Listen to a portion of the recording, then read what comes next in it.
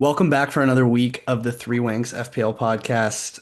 We are talking through game week two, going through our miserable ass scores, talking about how brutal this week went, touching on some of the games this week and some of the matchups, some things to target in the future, and then just going through transfer plans. As a sneak preview, Team Vibes FC might need to be renamed to Team Hits FC. I'm not sure. We'll see Eh, what happens. the vibes are pointing me towards hits. Vibes were off at the beginning. Yeah, fact. I think vibes were off kind of all around.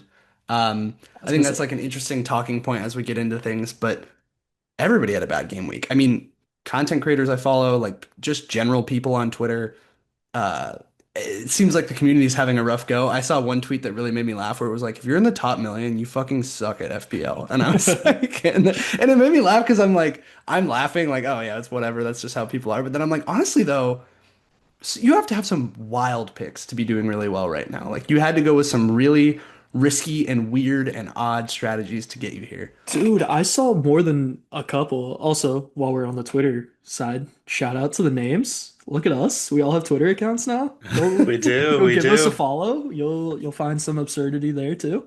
Hell yeah. Shameless plug. But I saw people in the first game week that were like game week one top scorer was like their name, and it was like triple captaining Salah and had a bunch of Bournemouth. It was just to get on the top for Friday, right? And like There best case are scenario. there are people But that like, just like create teams to try to get the player of the week because there's like a rewards package for that. but Liverpool Um, and Bournemouth, and they were triple captaining Simeone to start. Like, shit, they might have been onto something because like that hasn't been a bad first two game weeks if they happen to have like João Pedro thrown in there. Like that's insane. no, it has made me really rethink the captaincy stuff. The triple captain stuff is crazy. Like I just Yeah, don't see myself putting triple captain on some of the players that these guys are. But yeah. But I throw a saw bench boost some, out there. Why not? yeah, I saw somebody this week against West Ham captaining Cucurella, and it made me be like, well, shit. Like, why? In my head, I'm like, oh, why'd you captain a defender? But then I'm thinking he's super attacking. If you think Chelsea are going to dominate West Ham the way that they did, and let's say that one goal hadn't gone in, suddenly, like, and one of those goals was scored by him, like that could be a hell of a captaincy pick. So it made me sort of rethink that, and I think that's good. I think in general, the way FPL is shaking out right now is a good thing. It makes us all kind of rethink. I don't like template. I don't like when it's the same old shit. And so I like that content creators are sitting here being like, we don't know what the fuck to do right now. And that's certainly where it seems like the three of us are, although Sharp's already just like making moves off the bat. So love that. Love that for Vibes FC. I don't know what I'm doing in game week four, but game week three has a plan. Let's go. All right. Who wants to share their shit show first? I can go. It's not anything impressive, but obviously we're not expecting that. Uh, you can share his first choice. We good? Yes. Yeah. All right. I'm at a whopping 36 points. It's amazing. Second week in a row below average. 9 millionth game week Kind of a rank. lifestyle, So really, but really just doing horribly. And then I think I'm like 7 mil overall. So not been good for your boy. I did say that the first 2 weeks would be bad for me. It begs the question, why would you pick a team where the first couple weeks can be bad? But that's in the past. You can't do anything about it. Um, so I was kind of a prophet this week, I will say. Like, if I had editing skills, I was going to release one of those cool guy, like deal with it glasses videos because I called so much shit in the last podcast. I mean, yeah, I'm a god basically. Um, If you start calling it, maybe you should start acting on some of it. yeah, Mr. Profit with With the 36 points. 36 points. I can call these things and not have them be in my team and still be right. Like, um, but yeah, so predicted the 1-1 draw. I said it'd be a both teams score draw, and it absolutely was. Absolute grudge match there, obviously with the Europa League stuff. So fun game, if not for FPL. Steve, amazing. Anderson, amazing. I know Luke and I were debating whether I should bench Poor or not, and I ended up benching him, and he did get a clean sheet. And I did say that Spurs own City, so 2 for 2 there. Um, Yeah. The Spurs owning City is facts. Well, yeah, so to rehash that, Mac was debating whether or not to start a Forest defender, or Anderson. Is that what it was? So yeah, separate argument, but yes, I was Yeah. debating Forest defender Yeah, so or for not. Forrest defender or Anderson, Anderson, you're obviously looking for like the DEF CON potential, and then Hmm. Forrest. My argument was like, dude, this is the best week to have Forrest. Like, you got no Eze at Crystal Palace.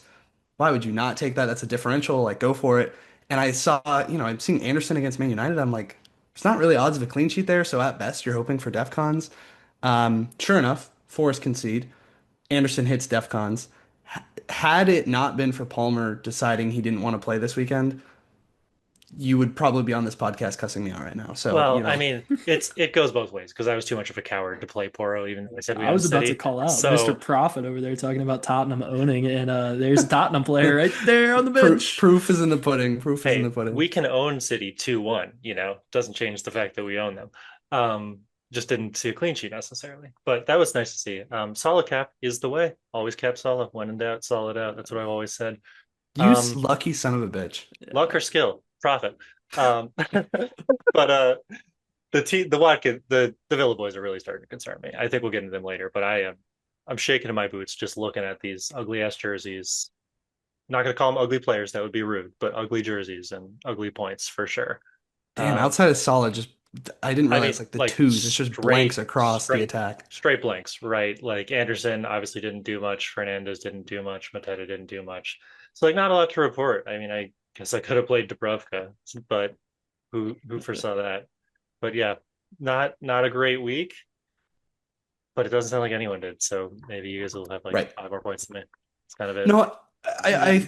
I think once we get into our teams, or like once we go through this, obviously, none of us did very well, but no one really did all that well, right? And I think this is one of those weeks that we've seen before where you just come out of it being like, wow, this is a really weird week. And if that was later in the season when, someone had figured it out, I think you're just kind of like, wow, that sucks. And everybody kind of rolls with it. And they're like, well, everybody else had a rough week too, blah, blah, blah. Because it's week two, everybody's like, holy shit, what do we do? There's suddenly you cannot identify who's going to be a pick, who's going to return. Everybody who's been reliable in the past is suddenly nowhere. Like, I think it's really interesting. I think this is just kind of one of those weeks that happens, but it's funny that it's coming this early that man, it's just making things weird. Yeah, and I think the problem is with ranks at this point in time is it's only the top players have like 100 points or like Yeah, 120 points, right? So I'm sitting in 9 million, but if next week goes my way, then all of a sudden I could shoot up like literally 7 or 8 million right, ranks. So right. that's it for me. Who wants to fall on the sword next? I can I jump will. next. Oh Or yeah, yeah, go ahead, Sharp. please. No, no. Your bench boost is far more entertaining than what I'm going to I show. forgot So you did that. Let's go. Yeah, so does it have anything to do with the fact that midweek I texted you guys saying, all right, should I bench boost this? And Sharp basically called me a pussy. If I didn't, no comment, no comment. Um, so yeah, I went with the bench boost. I'll read off the team. Sanchez in goal, he concedes one of the stupidest goals I've ever seen. I played keeper growing up, and I have no clue why he jumped with the opposite hand. But like that was just, I mean, it was a great shot, but he was completely not set, not ready for the shot, clearly wasn't anticipating it, but then also just reached completely with the wrong hand. I think even though he wasn't set, you should still get a finger on that and get that out. So that was crazy to me to It's watch. I astonishing to me mean, that Chelsea's not in for Donnarumma because Sanchez is bad. And like he has upside, but he is bad. Yeah, maybe they will be after this weekend. Who knows? I just want to comment though on the current lineup that your team has at the 5-2-3. I That don't think did I've ever that seen that before. that Well, broke my that brain for a second. Yeah. Yeah, Yeah.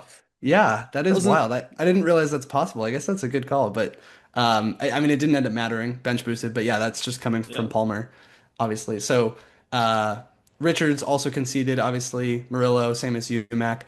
The Murillo one is an interesting one we can get into in the Forest section, but I bought this guy because he was a DEF CON monster. Where the fuck has he been? I don't get it. Like, that was the whole point, and now I'm sitting here looking at people like you with Neco Williams, and I'm like, I could have saved point 0.5 and put it elsewhere. I don't. You could have saved 0.5 and got 1 more point. Like Yeah, true, true. it's not a great return. Um, yeah, so both of the Burnley clean sheets were great. Gabriel clean sheet, Pedro Porro clean sheet. That one was a shocker. I was going to play Pedro Porro regardless, or no, he was going to be my first sub, excuse me.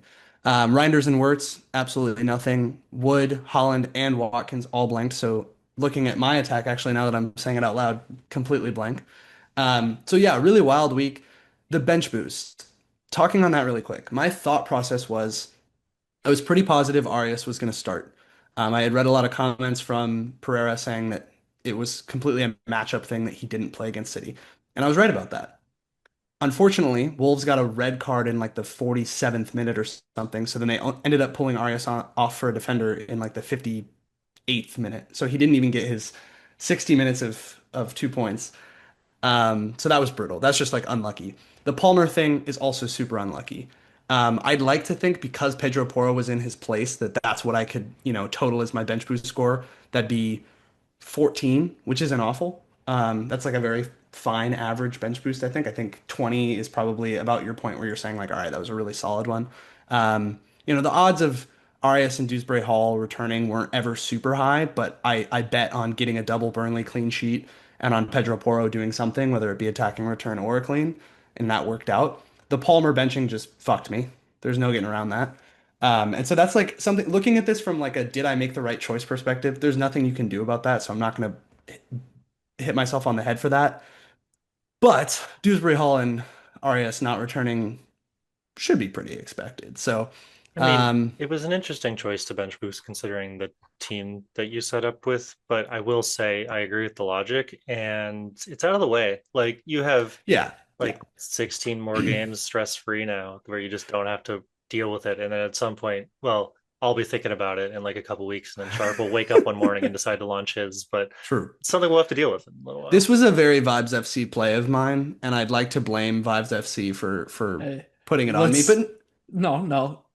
X-nay everything you just said. You got rage baited into it. yep, I that's I called facts. you a That's coward facts. and you said watch this. And I No, believe but what I watched is we ended up with the same score this week after I took a oh, hit and you bench boosted. So that's kind of that's crazy. brutal. That's brutal. That is crazy. I didn't realize you finished that high this week.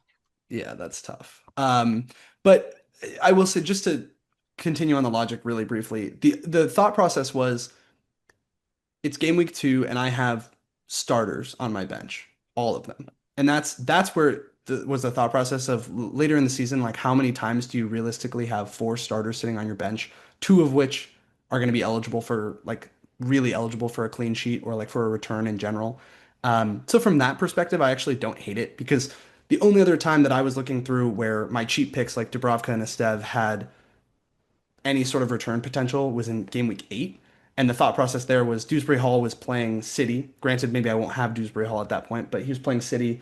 And then, at that point you're dealing with potentially injuries and somebody that you're stashing on your bench for a time. And so if you want a bench boost, you're having to make some sort of transfer for a bench player. Like I just didn't want to deal with all that. So you're right, Mac. Part of it was getting it out of the way. But it was also like, well, I think I'm in a rare position this week of having starters across the board, knowing that even though KDH and RIS probably weren't going to return, that was the thought process.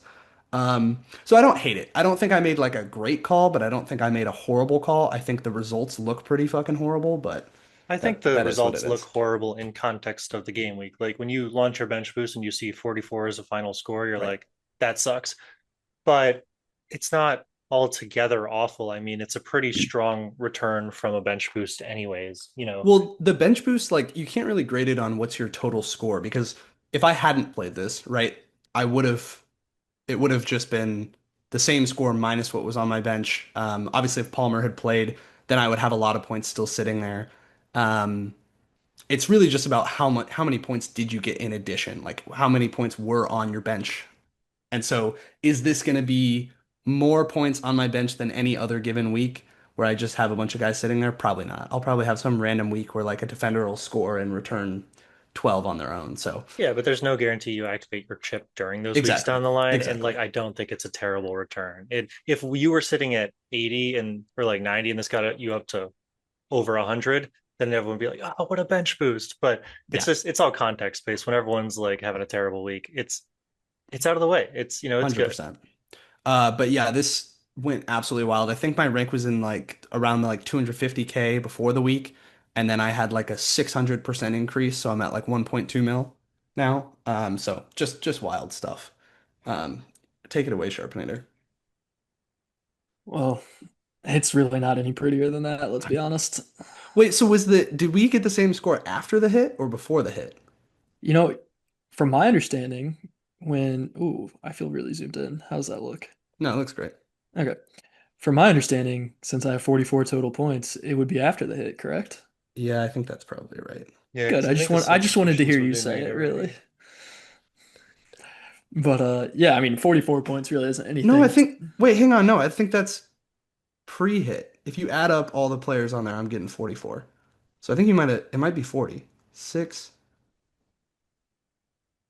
Maybe that's what the top right over there. I mean, it says -4, right? So maybe I think it might be it doesn't matter. it It might doesn't be matter. pre-hit. That's fine. I I'm just I okay with want to that. I want to It's take the pre-hit. crown this week. It's pre-hit. You got the crown, Luke. There you go. Congrats. I'm happy for you. I mean, I don't think any of us have a right to brag when we're where No, we this is at brutal. with the overall rank there, just at 6.6. That's all right. Oh well. It'll get better. It can only go up from here. But yeah, with the squad, 44 points, mostly mad. I'll get to it. I'll get to it. Sanchez, like everyone else, I mean, what a way to start off the week. Yelling about West Ham, and then Piqueta just, however you say his name, just fucking rips one. He's Pardon a my good French. player, and unfortunately, we got punished by good players and bad teams this week. Yeah, Yeah. for sure. But then Van Dyke, I mean, we you guys want to talk DEF CON monster. He's gonna get it every week. That's what I've decided. He's 2 for 2. Granted, we haven't kept a clean sheet because holy shit, Liverpool cannot play with a lead to save their lives. But man, do they like coming out at the end with a winner. So him there, Gabriel, love the clean sheet, obviously. Milinkovic, I mean, same story we already touched on with Forrest. Would like to see more there. Don't love that I have a 5.5 now sitting there. He hasn't really done much for me. So that's that. But Steve came in with Palmer going out, so I was pretty happy with that. Obviously, a nice little addition there with the clean sheet. Kicking myself for no real reason that Dubravka had 6, like, but there's no reason I'm starting him. And it's just sad when that happens. Rudolph the Red-Nosed Reindeer proving that he's a trap. Kudos, looking solid. I'll take 3 points against City. I'm not mad about that. Not like he did anything special, but he didn't give up 3, so that's exciting. I'm kicking myself for my captain. Thought I got cute with Ollie Watkins as my captain, and Villa I mean, you sucks, didn't miss out on apparently. anything. The best case scenario is you captain Salah and you get 6 extra points. Like you're I fine. know, but I would have taken 6 extra points. Sure. I just mean like I thought it was so interesting. I was listening to someone talk about before the week how all these captaincy options had such great fixtures. You have Holland, you have Salah, Yeah. you have Watkins, like all these different guys. And they were like, it may just be one of those weeks where they all return. And then I'm laughing because it's the week when none of them return. Yeah, Salah got an assist, but like I mean, that's I not I was saying this last week again. Hashtag profit. I was like, I think this is the toughest week in the first couple that I saw. I mean, now that's a little bit more specific to my team, but everyone was up in this week as like potentials for monster returns, and I just didn't see it. I mean, there's so many teams that have so many players that are playing each other that's inherently going to depress your score, and so many of our captains had bad fixtures. Now, I will say the Cole Palmer yeah, thing was unexpected. If he had played and right, returned a couple, we could be having a dramatically different conversation. right. But For sure. Well, I do think it was kind of the week of the clean sheet. Like I mean, looking at all of us, like I mean, you actually have some pretty solid comparatively attacking returns, Sharp. But I mean, the Yeah, I'm fact that not Mac mad and I about it. basically blanked across the board, like, yeah, that's wild. It's wild that to get to the points totals that we have, around 40 on each of us for basically just clean sheets, like that's pretty much where all of our points are coming from. So yeah, Yeah. I guess you get them from one place or another, but wild I, stuff. I mean, like I tweeted out, I did not expect at one point my only return to be from an Everton player. That was not on my bingo card this week, but that was you pretty know, crazy. But like, can you last imagine if Burnley had given up a goal, like what we'd be sitting here with? People would the average score would be like 20. Like yeah, it that'd be went, bad. yeah, so wild. Yeah. I think along those lines, something I was looking into because people are starting to rip their teams apart right now and are looking at all these picks and saying, what do I do with them? Um, of the 23 players initially priced 7.5 mil or higher, not named Salah or Holland, only 7 have scored more than 6 points so far this season. And I picked 6 points because that's like if you played 2 games and got a clean sheet in each one, or you played 2 games and you've gotten one DEF CON. Like so you've played 2 games and you've gotten one assist. I think That might be seven. No, that's seven. So basically, have you returned in the first two? Have you gotten any sort of goal, assist, anything? The only players who have Saka, who went out injured this week, Gyökeres, who scored, great, but truthfully, I'm not really sold on him, and we can get to that later. Ekitike, who is so far the fucking steal of the season, but again, I'm sure none of us are thinking of pulling him in because literally tomorrow we could find out that Isak's going to Liverpool. Chris Wood, my dog, told you. Gakpo, who I'm a little pissed off, Sharp, you didn't persuade me to go with pre game week one. Dude, two of these guys are Liverpool players, and I gotta be honest, like I was super out on both of them in terms of being FPL scores. Thought they'd be fine players, but I mean, I'm not mad about it, but I'm mad they're not my team. I mean, Gakpo 100% has a little bit of Brennan Johnson in him in the sense that he doesn't do a for lot sure. and then just pops up with a goal. So I was looking at him last year and it ended up being a trap. Yeah. So The last two are Gibbs White and obviously Joe Pedro.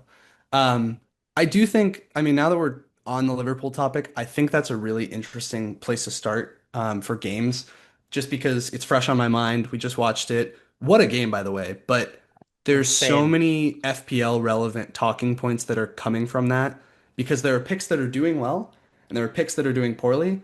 And there are picks that maybe you were thinking we're going to go with, and then they got a red card and are suspended for 3 games. And Yeah, well, then don't be a thug. I don't know what to tell you.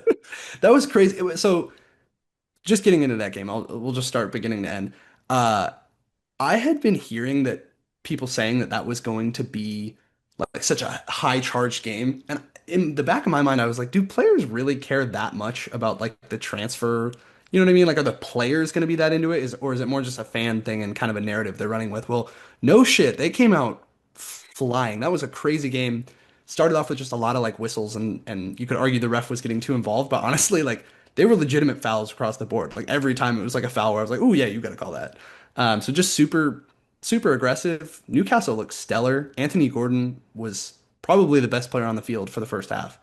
And then he got sent off for, yeah, sharp. If you'd like to say any words, feel free to go I ahead. mean, I think I said everything I needed to say. Don't be a thug. You make a stupid move because you're angry, retribution, whatever you want to call it, but you can't lose your head when you're a professional athlete, no I matter what. mean, So that's I what you would get.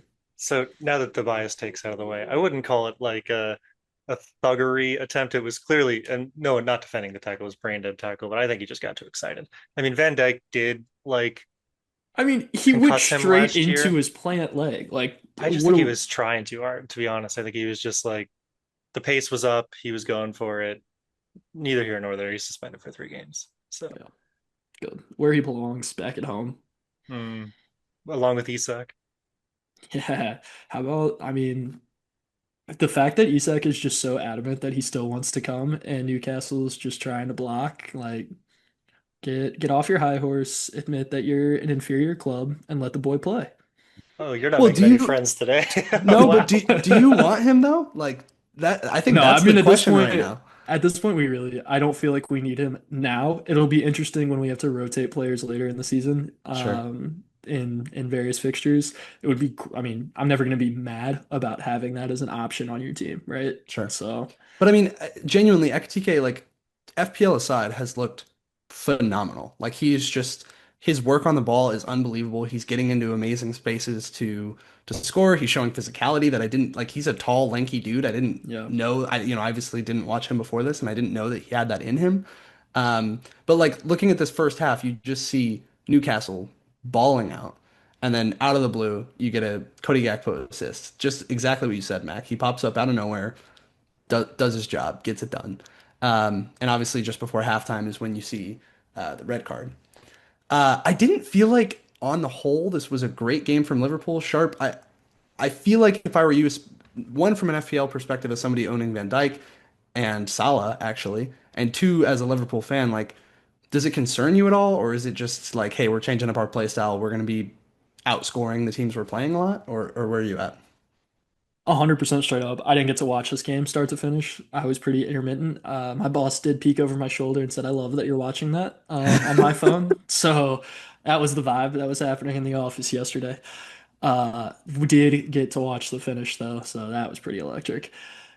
I mean, I'm not super concerned. I would love us to be able to play with a lead, but that's not really new. Like that was, I mean, I'm just going to use last season. We love to either go down one or go up, let them come back, and then come out with a 85th to extra time minute winner.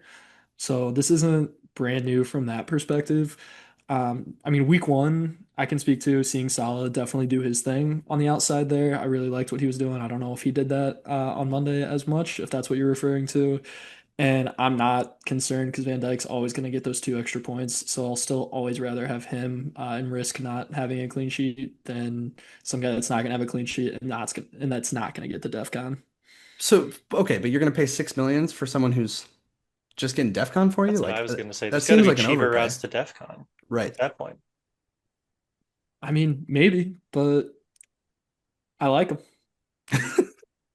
I was gonna say, like, I So think Lacroix from Crystal Palace is five I think he's He's legit. I like million. amazing. him. He's And amazing. he's gotten DEF CON every week, same with Tarkowski. Like Yeah. there we are seeing like kind of who are the guys that are gonna consistently do it. I wonder if the Forest guys will eventually take along and maybe it's just been a little bit of a game state thing in their first two matchups.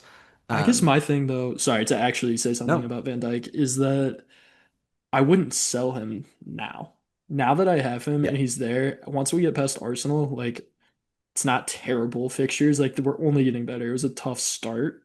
And after that, there's no reason to get rid of him in my Well, mind it's right now. you probably got bigger holes in your team on like a macro level. Like he's probably not Yeah. worth ripping your team up to get No. rid of if he's being productive. At the very least, Right. it's Yeah. like he's a keep if you have him. He's just not someone I would look to bring in if I didn't right now. And Yeah, yeah, I I mean, would I would agree. assume against Arsenal without Saka, like that'll probably be a pretty defensive game. You've got Everton, same type of thing. Um, Crystal Palace, Noeze. Like I see the appeal, and I hear you on not selling him. I don't know how confident I would be. But anyway, I think the talking points coming out of this game, a lot of them are who wasn't a factor, right? The guys that are a factor are consistently have been Gakpo and Ekitike. The guys who aren't are Salah and Wirtz. And so obviously Salah has returned in both games. I'm not you know, disputing that. And he's done it in the same Salah way every time, which fucking sucks, by the way. Because every time I'm like, all right, we're good. He hasn't done anything this game. We're gonna be good. We're gonna be clear. And then in the last minute, just rip something random in. But I am very nervous on Wirtz, and I think I'm almost certainly getting rid of him this week. I almost did it last night to avoid his price drop, but then remembered that United is playing tomorrow, and I'm likely to go for a United pick. It's also just this is a weird week where, not to put some, spike your punch there, Sharp, but you have the transfer window closing on Monday, so a lot of things could change in this week that could shake up the transfers that we want to make. And to your point, off air, Mac, the hell kind of transfers do you make? There's no one who's returning. As I went through that list of the players who are doing well. But anyway, are either of you as Salah owners coming out of this feeling like worried? Because genuinely, yes, he has returned, but he has been a little bit of a nobody during the games, right? He's definitely getting less touches. He's definitely less noticeable. It could just be game state. Again, it could be just small sample size, but does this freak you guys out at all? I mean, I would be a little worried. I feel like he's not. I said after the first game, I just felt like he was crossing the ball in a lot. I don't feel like he's doing that as much this time. But, after Arsenal next week, then he's got Burnley, Everton, and, Palace won't be as easy of a fixture. And then it's Chelsea. So I kind of wanted him for those fixtures in 4 or 5 anyways. And it's like, I think I'll just continue to hold him for that. And then I was always looking to potentially bring in like a Holland in 7 when the fixtures flip. So it's like he's not my biggest problem. He's of my players. He's the only one who's actually returned. So Yeah. It is also like so funny to hear you say that because I was looking at my plans this week. I think I'm looking to switch Holland to Salah in 7. really, So you it's think just so that? interesting. Did I Yeah. flip my fixtures? Who do they have in set? No, Holland has Brentford. Like and I don't think you're alone in that. I've seen a lot of people who don't have him thinking about that kind of style of swapping at that point. I just see the fixtures, especially as somebody free hitting in 4, as stuff that I'm comfortable or more comfortable taking on with Salah. But then once you hit game week 8 is where I start to look at Salah and say he's got pretty solid fixtures, and Holland doesn't have amazing fixtures, so I'm welcome to take that on. So my only concern with that is there's this run, you could argue from six with how good the Crystal Palace defense is, from six to 12, that is Crystal Palace, Chelsea, Man United, Brentford, Villa, City. And like Mhm, if Poole wants to win the Prem, they're going to need to win all those games, and Salah is a big game player, so he might just return anyways. But I'm not exactly classifying those as easier fixtures as compared mhm. to Holland, who in six has, what is Burnley. it? Burnley, and then Brentford, Everton, Villa, Bournemouth, Liverpool. So like at 10, it's challenging to Yeah. own Hala or Well, and I mean, but Holland. But they're playing each other in 11, right? So yeah. the other option is to go without, you could just sell completely. I think for you guys, you're having to think about covering off for week 6 with Holland and Burnley. I'm obviously not having to worry about that as much, but that could just be a free hit opportunity, and then you could fade him entirely. Um, there's a lot more to be learned. I think we need more time to really start thinking about this stuff, especially because two games have been the tale of two cities, and I guess that's probably a good spot to go to. Um, Sharp, what do we think about this one? You riding a high? I know this is the 6:30 game for us, so it's tough to get up for, but I'm sure you caught up. What are your thoughts on this one? Yeah, no, I did watch a decent amount of this game from a horizontal position, but was on it. I mean, Max said it last week. They own him.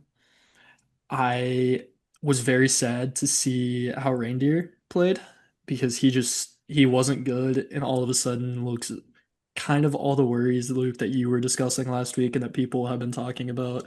Pep Roulette, where's he going to play? If he's not a dominant force, is he going to be in that midfield consistently?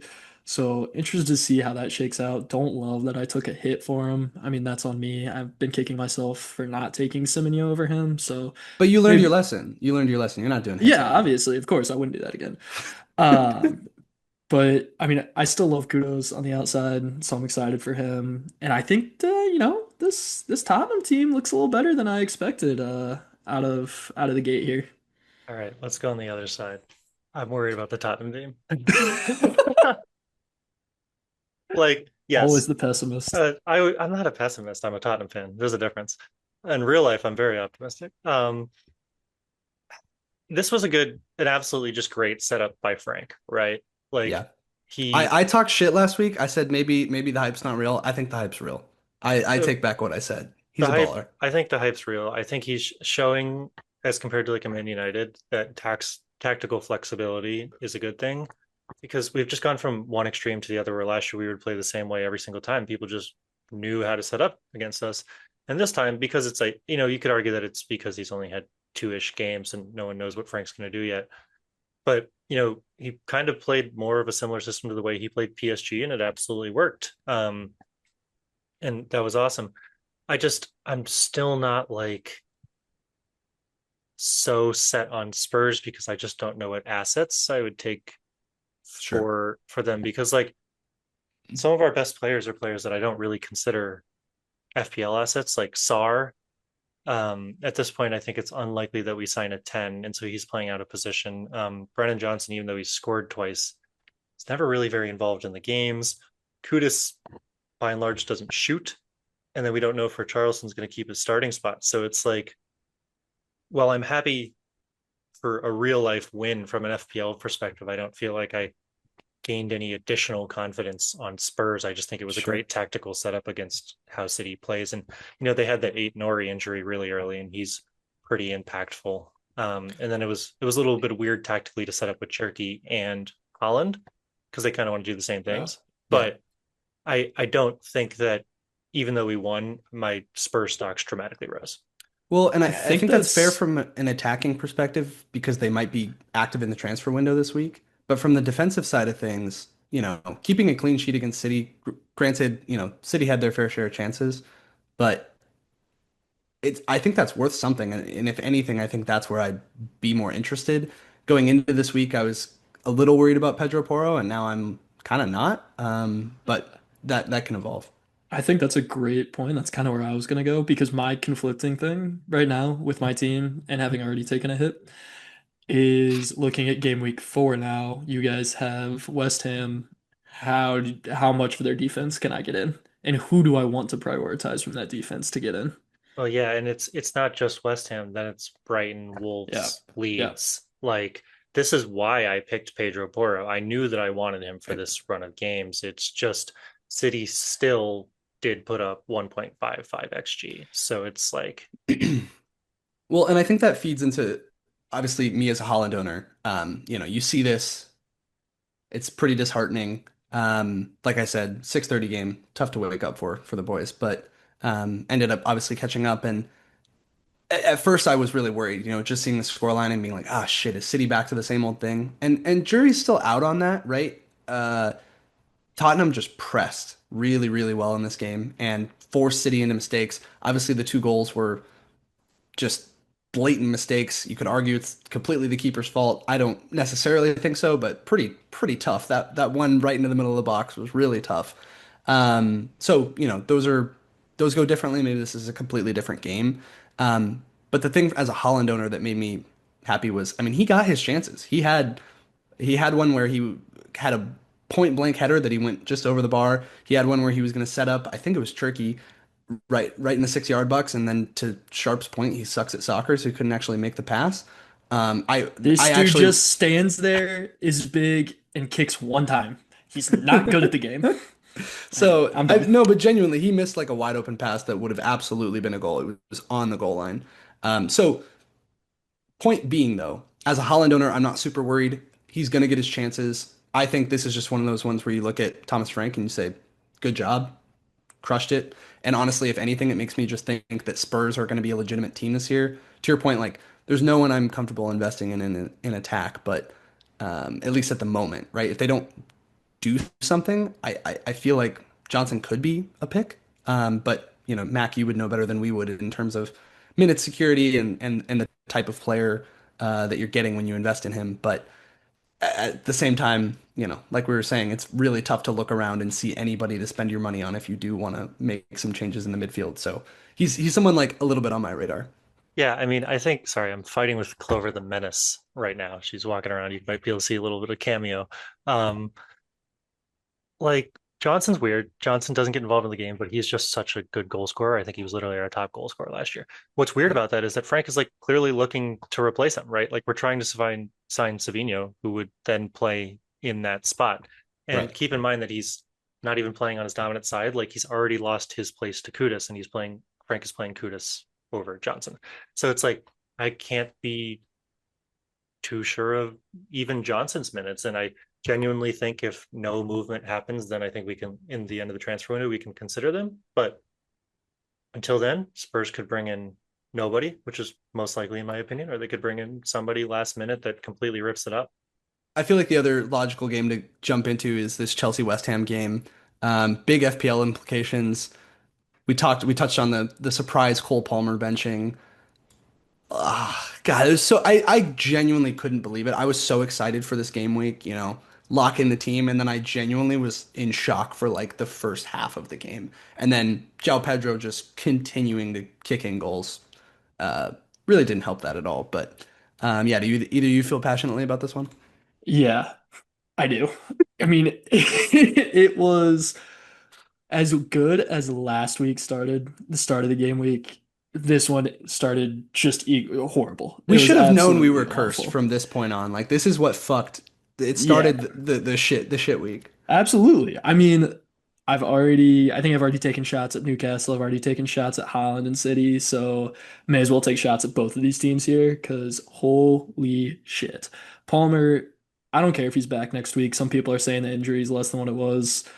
At first, I was grateful I didn't captain him, and I mean that didn't really pan out. But this guy sucks. I'm so done with him. You will see him out of my team. I think that is 10 plus mil that can be spent very well in other assets. Dude's bad.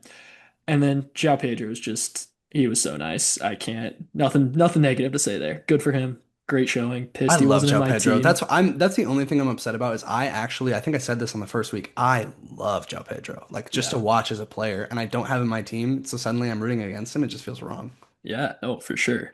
Sanchez, Luke, you touched on it perfectly at the beginning. I mean, I'm not saying he should have saved it, but he certainly should have put a better opportunity Or at it do than what he anything. did. Yeah. Yeah, I mean, it was pretty ugly. And then West Ham just is so bad. If they are not relegated by the end of the season, I will be genuinely shocked. I am so glad that I have sold Bowen as quick as I did. He's already dropped. I mean, he looks awful. The entire team looks awful. And I think I texted you guys or tweeted it or something, but my plans for the next few game weeks, Forest has them this week. Perfect. I already have some Forest assets. That's going to be great. Well, Tottenham has them the I next have two week. Forest defenders, so they're guaranteed to be Prime City this week. That's what I'll say. Yeah, true. True. Well, they might give one in, but I have a lot of confidence in Mr. Wood getting back on the horse and putting some in the net. So, Yeah, you you've got know, Wood, right? yeah, me, yeah, I had him. Yeah. Yeah, don't worry, I transferred in. I took a hit for 4 total points, getting in 2 blanks. That was really awesome. But he's on the squad, so it's good for the future. Well, yeah, I mean, to your point, they have Forest next, Spurs, Crystal Palace, Everton, Arsenal. I, to your point, I genuinely think they're a team to target from now on. Uh, they look fucking awful. Like, oh my God. So yeah, I'm with you on that one. And I think going into this week with Chris Wood makes me really excited, and Yeah. it honestly tempts me from a captaincy perspective. Dude, when we touch on that later, the current chip placement is there's a C next to Wood's name. So You've I want to get something going. I think we should right now take bets on first manager to be fired of the season, and I am absolutely putting my money on Graham Potter at West Ham well, because they are I think just it's not firing. yeah, I think the odds would be really in your favor for that because like looking at these next few fixtures, I don't like I think they're gonna get beat by most of these teams. Like I don't really see them winning. Certainly a loss to Arsenal. I would think a loss to Forest. The way Tottenham looked, I wouldn't back them to beat them either. So maybe they're going to beat Crystal Palace or Everton, but Crystal Palace has looked just like that was my one takeaway from that game is that Crystal Palace just look solid, like across the board, like genuinely good, just good soccer, not necessarily like entertaining or what have you, but quality. They're clearly really well coached. They have a great system. Like yeah. So I genuinely I don't see a game here where they win. Maybe Everton. That's it.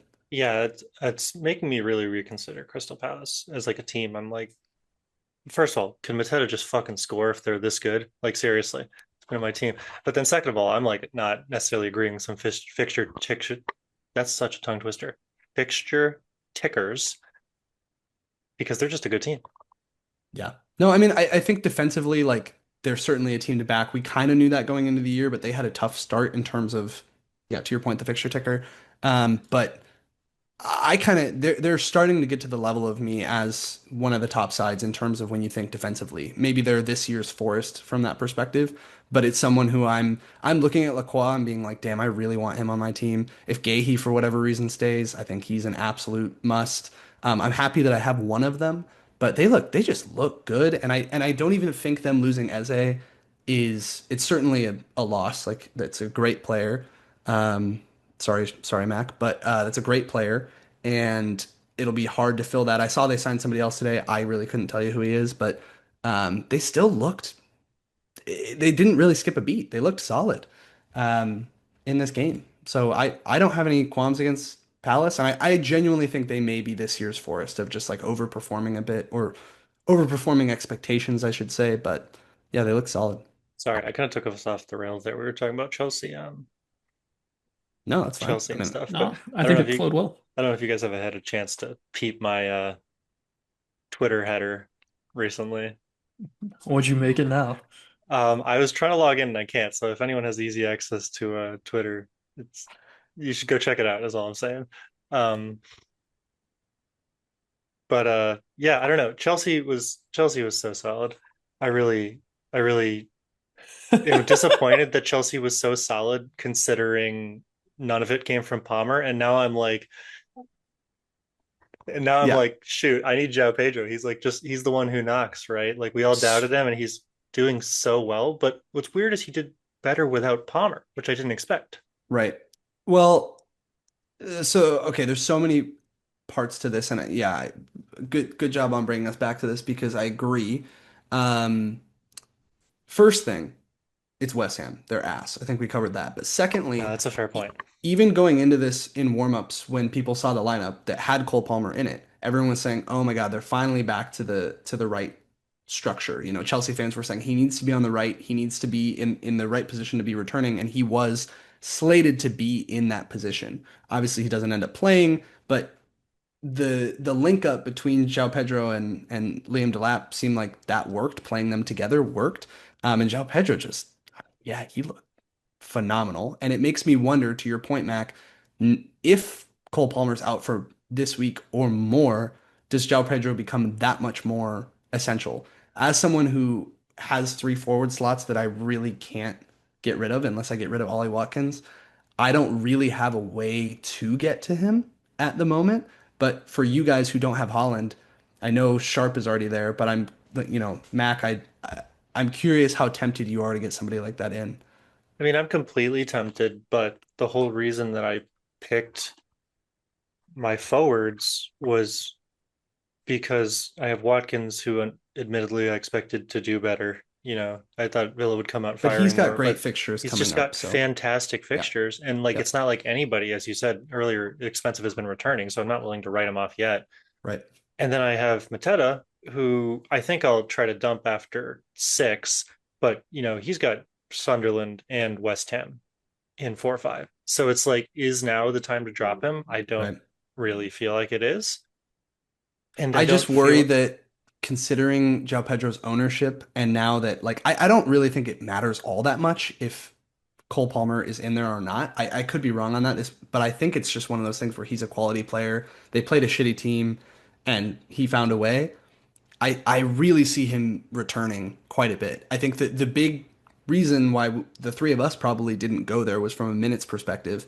In week one, he gets pulled off at like 75 or something, and then this week he plays a full 90 with Delap. Um, well, I so think that's because of the Palmer injury, right? sure, that could Like, be I don't know. I still don't, if he's bagging in goals, I don't think it necessarily matters if he's right. getting subbed off at 60, right? I think I've kind of reversed course on that. It's just that I'm not ready to rip up my team for him quite yet. Yeah, And it's again just a lack of information thing. Like, if he's continuing to bag goals at the same rate in like 2 weeks, then I think he's going to be a must get. But last week everyone was so high on reindeer, didn't return at all this week. and they've Everyone. got yeah. No, it's a. I was done. I was just gonna say they've got Fulham, Brentford, United, Brighton. Like none of those are banker fixtures. None of those are promoted sides. No West Ham, no Wolves, but like those are all solid fixtures where he could do really well. My problem is just the ownership. Like I think he alone, I dropped what, 1 million in rank. I think he alone was like half of that or almost half of Yeah. that, which is insane. Like he's just So owned by so many people. He's getting transferred in even more by one of our very own right here. Hey, whoa, So whoa, whoa. I don't think he's I've confirmed that yet. you haven't? Oh, okay. Good. Yeah. Go crazy then. Keep Yeah. keep the suspense built up. Yeah, come on. Gotta build a little something up. yeah, I Um, don't know. We'll get to it in the transfer section. I've thought Yeah. about it heavily, is what I'll say. I don't know for who yet. yeah. And I know they Cool. didn't keep the clean sheet here, but I think it's also worth talking about that Chelsea just look really solid defensively. You know, the worry going into the season was Caldwell's out. Is that going to affect them at all? Are they going to be unable to be stout defensively? And if Sanchez gets a finger on that, like they kept a clean sheet with zero Yeah. problems. So I think that they'll be both a team to potentially invest in defensively if you have the interest in going for a Cucurella, like Sharp. If for whatever reason you get tired of Van Dijk or something, that could be an easy one for one. Yeah. Or the other side of that is when you're playing against Chelsea, I think they're also like similar to Crystal Palace. It's a team where I'm looking at them right now and going, I really don't want to play someone against them. I may have to, but really don't want to. Yeah, I think Kukurea specifically is super interesting. Just because he's so attacking. It's fun to watch. It's fun. He always feels like he's in the play. So to get that out of a defender is awesome. Yeah. To your point about ownership, before we jump to another game, Palmer has already been transferred out over 900,000. Yeah, he's going to drop in price for sure. Yeah. Yeah, And I'm tempted to transfer him out too. I don't know. I will admit a lot of, and I again tweeted this because my stream of conscious ends up on Twitter, I believe. But at this point in the season, I feel like I'm going for team value over points, essentially. So, like to your point, I'm going after those guys that are going to increase or are going to get transferred in, doing it early and getting out of my guys that are going down in value. And I don't think that's like groundbreaking, and I'm not sure it's going to pay dividends. but this seems to be where I've been trending so far this season. That's interesting because I go for the exact opposite strategy. I don't know if I like on the whole I agree or like on the whole I feel one way or the other of having a Yeah. general strategy, but right now I feel like where would I be spending the money? That's my thing. Yeah. I'm not really worried about losing point one because I'm like I'm rich. there's Yeah, yeah, I'm it's rich. nobody's good I right now. if I do indeed get rid of players like Palmer and Wirtz, like I have more money than I know what to do with. You're Obviously, it'd be down to like a great to get 7 mil at that point, like right, Semenyo. right. It'd be great to get Salah and Holland, but that's got its own Pandora's box to deal with. So yeah, I hear you on that. Like I definitely I like I said, I really thought about transferring Wirtz out last night before he dropped. Now I've taken the Yeah. price hit, which sucks, but um I, I, yeah, I think I can still afford anybody that I might need to afford. That being said, I'm sure you're Mac. Oh, I think we dropped him, right? Yeah, we're gonna need to work on his connection. That's happened a couple times. Yeah. Well, Never quite this we can bad. actually pause the recording. Um, I think the next game maybe to touch on is Bournemouth Wolves. Not something super exciting, but worth noting, Semenyo did return again. Um, yeah, I think, like I said, my only notes from my personal team are that Arias got pulled, and but once that game is at a red card, I don't really have anything to say about Wolves other than that they kind of held their own, for a team that a lot of people are going to be targeting and who looked pretty poor against City. I was surprised that Bournemouth wasn't able to capitalize a little bit more than they did. But yeah, other than that, not too much to note. I think they just parked the bus quite a bit, and Bournemouth, for whatever reason, wasn't able to get through. How are you guys feeling about Semenyo? I mean, he's obviously like an incredibly transferred in pick, but I know he's good. Like I acknowledge that he's good. I dropped a hashtag Bomba on my Twitter the other day when I said, surprise, surprise, Mac exclusive, Semenyo's good. But I just really I'm so torn because he's already at 7.2 mil, so he's risen twice. He's got 21 points, which is like really solid. But he plays Spurs, Brighton, Newcastle, Leeds, Fulham, Crystal Palace, Forest City, Villa. And those are like tough fixtures. And then at 12, it's like West Ham, Sunderland, Everton, Chelsea United, Burnley. So like there's a small switch again, but I cannot figure out whether I want to bring him in because he's clearly the main man. He's clearly the talisman of the team.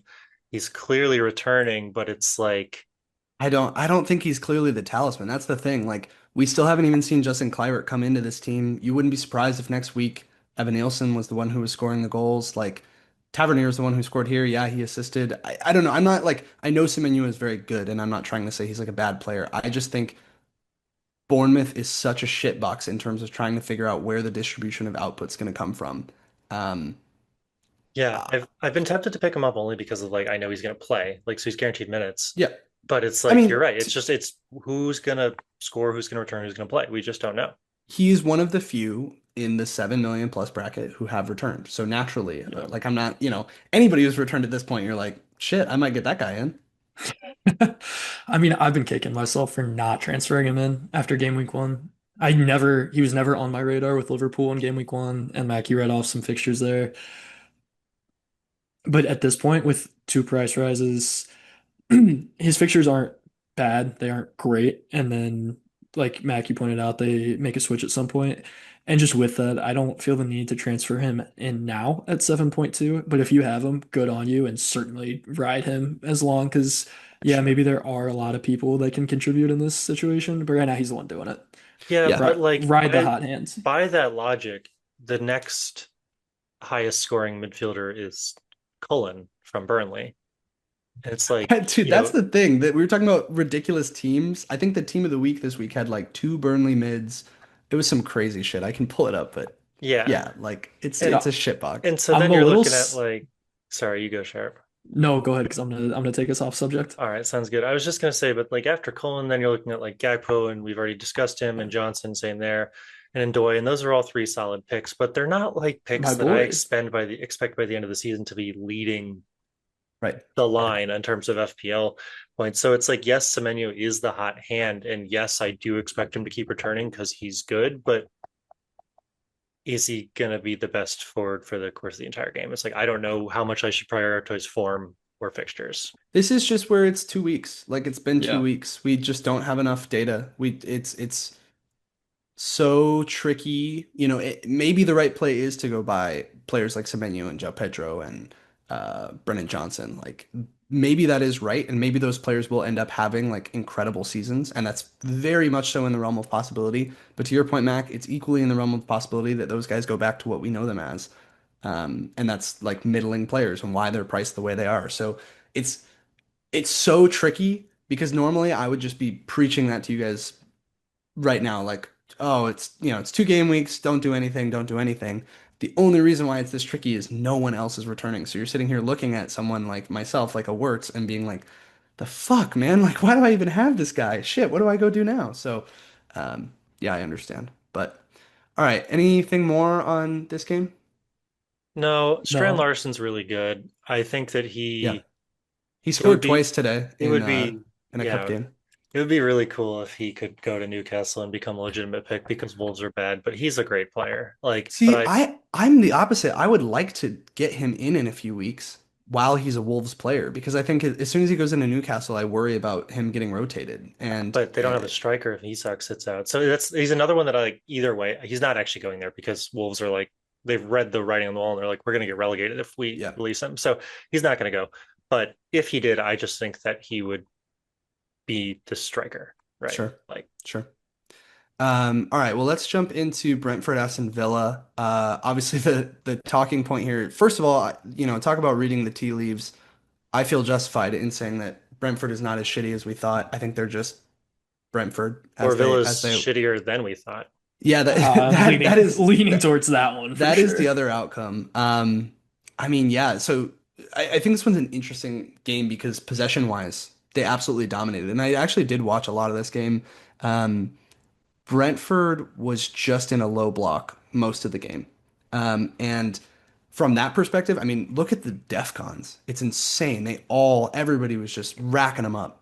So I think if that is how Brentford is going to play from a long-term perspective, players like Vandenberg, like Damsgaard, like Collins are gonna be genuine picks because of DEF CON. They're just gonna tick along consistently, and then they'll get a clean sheet like they did in a game like this and look really solid. So that's something worth noting. But on the less exciting side, Villa can't fucking do shit. And luckily, I don't think any of us are. Oh, I was gonna say none of us are doubled up. Sorry, I forgot about Tielemans, Mac. None of us own Morgan Rogers.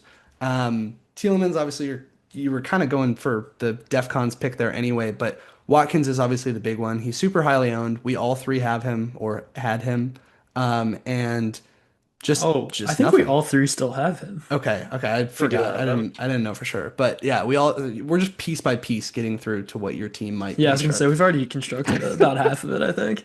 But I think it's worth questioning because he's 9 million. Same argument as you have with Palmer Sharp of a really expensive player just not returning. Um, I think I tend to lean more towards what you were saying, Mac, of showing some patience, specifically because he's a player that we've seen return over multiple years with this team. So Yeah. I think the odds of Villa just being shit for the season are not all that high. What did they finish? Like fifth in the league or something last year? Like they're not a bad team. They're not going to just have become bad overnight. I think maybe they're figuring something out. It may be a slower turning thing than we want, but I think of it also from an FPL like long-term strategy view in game weeks 5 and 7, and Yeah. I would even keep him potentially through 12. It's like there are just some really money fixtures there for Villa that I don't want to get rid of him for. It's I mean, just that's it's simply the fixtures for me. Yeah. Like I did not read the Tielemans tea leaves well, but thank you. That was a bit of a stretch. But like, I'm willing to bet that all three of us have bigger holes Yeah. than I think Watkins that and yeah. that is Villa. Yeah. actually the problem. If we all had returners in other positions, we probably would be looking at maybe transferring him out. Yeah, But but it's like with Palmer on presumably all of our teams, it's like yeah.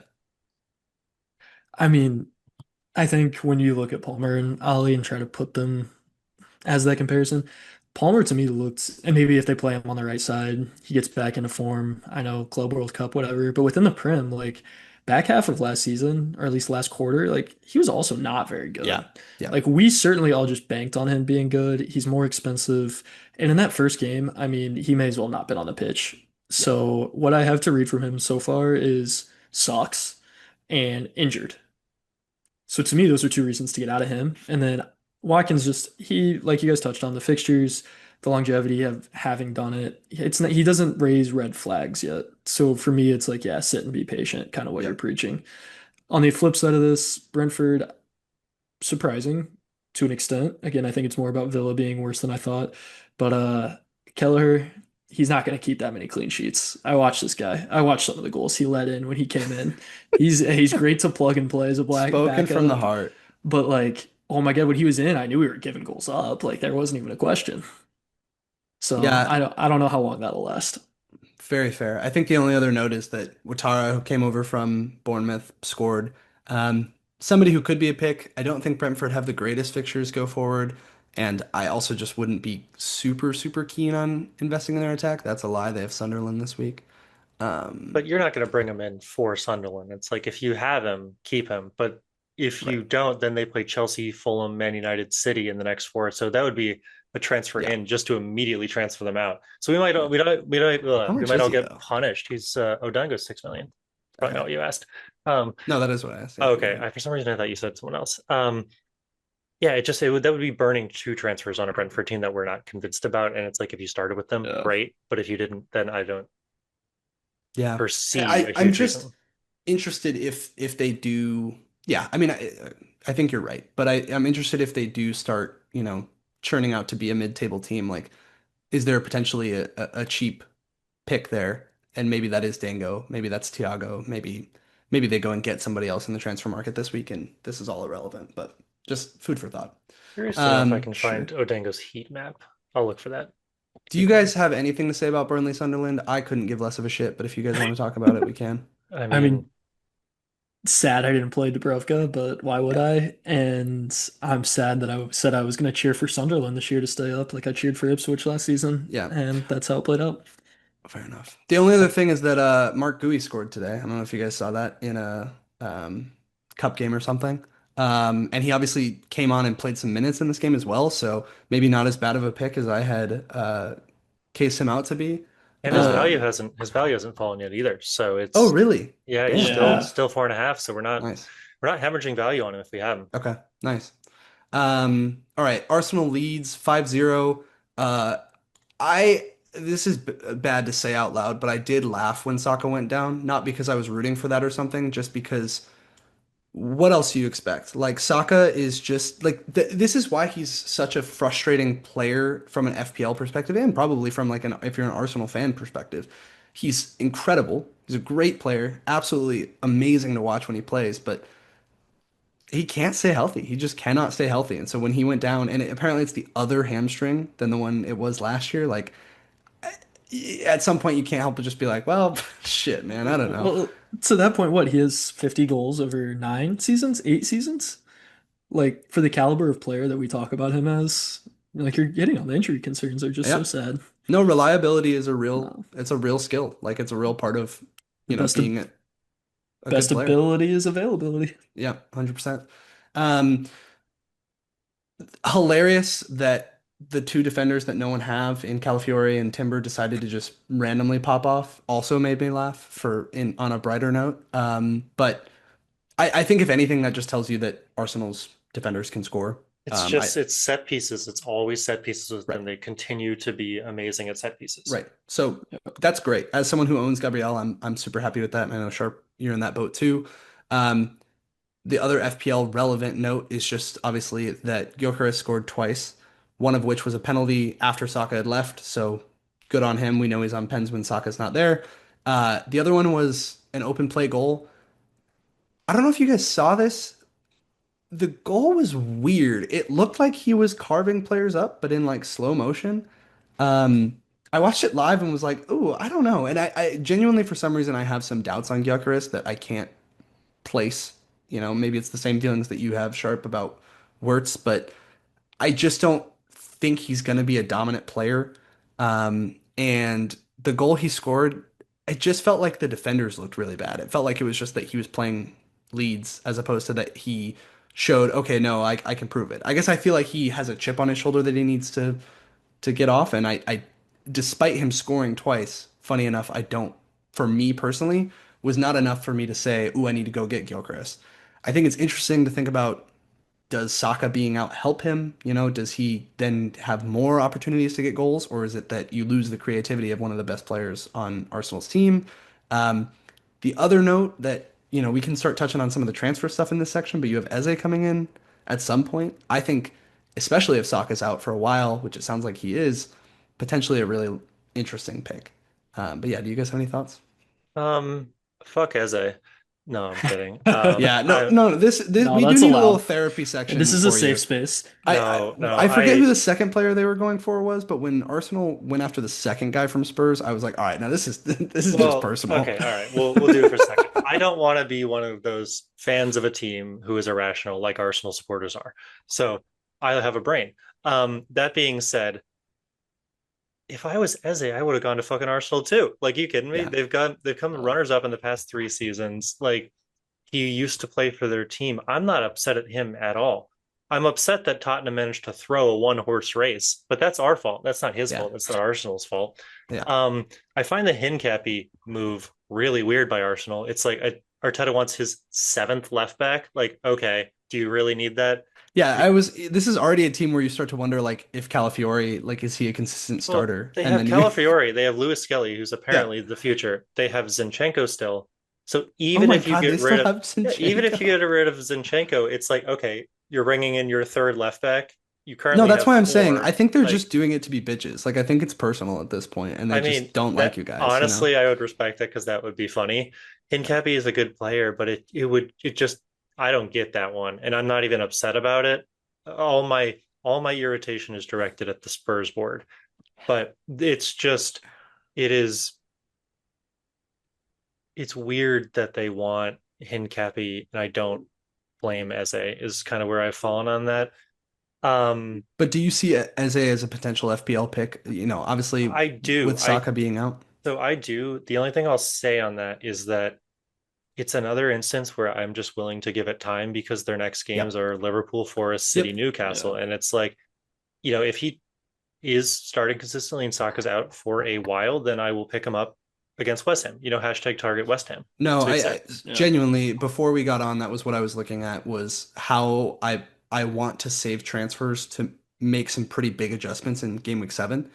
And before this, that was to plan for Saka. And he should be back for that game, so maybe it still is Saka, but it's hard to get the money to get him in comparatively to an Eze who's 7.5. Like that's a really intriguing pick. And if he can be involved in that Arsenal attack and get consistent minutes, 7.5 for that, oof, I will take Eze in Arsenal. I But thought Eze might be really solid as like Arsenal's 10 because Odegaard hasn't been playing amazing. And I don't know if he just needs rest. I'm not an Arsenal fan, so I probably can't speak to it as well. sure. But I feel like if they just took some of the pressure off Odegaard and put Eze in for a little while, that would have been really good for them. But now that Saka's injured, I almost feel like Odegaard or Eze has to play, and therefore I expect him to get some returns. But he would be playing slightly out of position, so it's just kind of like a wait and Yep. see. I think I would have really prioritized Eze if Saka hadn't gotten injured, but now with the injury, I'm a little concerned. Interesting. Okay. Everton, Brighton, two teams where I'm not super interested in any of their assets. Everton, despite keeping a clean sheet here, haven't looked as defensively sound as they usually do. They're missing a couple of their backline in Mikolenko and Branthwaite, so that may be part of it. Um, Pickford saves a penalty, good for him. Another random pick that's been doing. I guess he's not random, so I shouldn't say that, What but he dropped? doing He really dropped well. 18 this week with Something that. ridiculous. I think it was 15, maybe Well, no, maybe because then it 16. was, but then he got, I think, the 3 bonus points, right? Oh, Jesus. Well, then, yeah, there you go. Absolutely heinous points total out of him. Your boy Ndai scored. Good for him. Yeah. Jack Grealish, 2 assists and looked genuinely phenomenal. Yeah. Not to say that's shocking because he's a great player, but uh, Jamie Tart ends at AFC Richmond. no, That's crazy. like honestly, same vibes. But Um, yeah, I'd be curious to see if he becomes a pick. again, we've talked about this. I don't want to invest in Everton's attack. They do play Wolves this week, so maybe something worth noting. But yeah, I uh, mean, go ahead. he was who I was going to transfer out to get Semenyo week one. That was going to be, it was a 6.5 to 7 mil transfer if I were to do it. It was Yeah, India.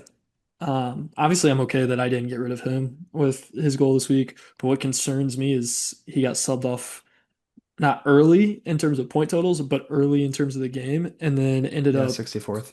yeah, he would have, he was in the lead for bonus points at that time, and then gets subbed off and gets none. So that was a sad little takeaway from that. Yeah, So not super confident in him. From that perspective, I guess all I'm really trying to say is I'm not looking to bring anyone in from Everton, but I'm not right, looking to get rid of him because he's here now and there's no one that I need. He's not a problem on my team. right. Grealish and Tarkowski both hit DEFCON. Tarkowski, again, one of the few players who's hit DEFCON twice. Um, Brighton, not a whole lot to note. I think I kind of just want to fade Brighton right now, but I am curious to look at them as a team for how they're doing defensively. Pretty low event game that they had against Fulham in the first week, 1-1 and very low scoring or low expected goals, I mean. And then they had 1.6 XG from Everton this week. Again, not like a ton, so I think they're relatively defensively sound. I'm talking about all this because I have Holland and I'm looking at captaincy, so that's really where that's coming from. But yeah, any thoughts on Brighton? Nothing yet. I think Reuter's injured, right? Yeah. Or is Yeah. he? So he was maybe the guy, but Yeah. Well, and now maybe that makes Welbeck that much more enticing of a pick again.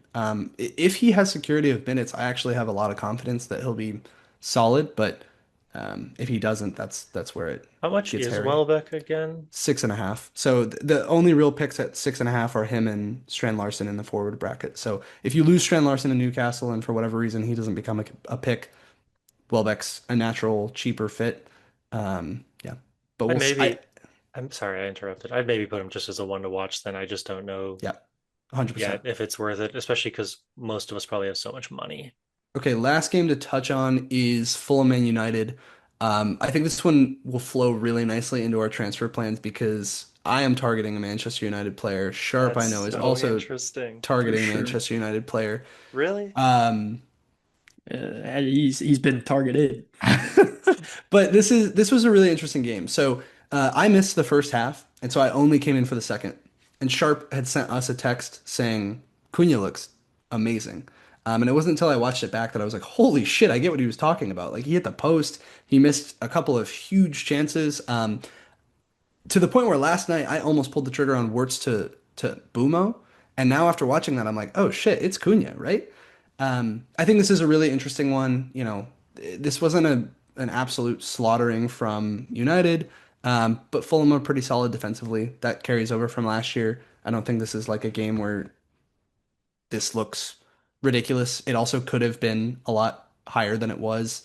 Some really big chances to start, and then some weird goals. Just kind of a weird game in general. But yeah, I think for me looking at this, I'm tempted to go to a United player just because of the fixtures. I'm also free hitting in four when they Yeah. play Arsenal, so it works for my structure. But yeah, I'd really curious to hear where you guys are landing on this. Obviously, Sharp and I are having somewhat differing opinions on which United pick to go for. Are we all overlooking Bruno Fernandes, who did miss a penalty in brutal fashion? Dude, you asked Um, where we landed on this, and at least I'll land somewhere before his pin does. Holy shit. yeah, that was That thing tough. went to the moon. Well, That was tough. he's in my team, so that one obviously hurt.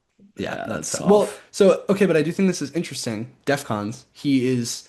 I think I looked this up earlier. Like DEFCONs, I mean, he's just a monster. This is bonus points, so that's the wrong thing. But Yeah, he's like the fifth overall player for DEFCONs or something ridiculous. Let me pull up the actual numbers well. But he's the weird but part about him is he's not sitting high up the pitch at all. Like no, he's I gonna don't play need a 9 CDM. million. I don't need a 9 million like defender.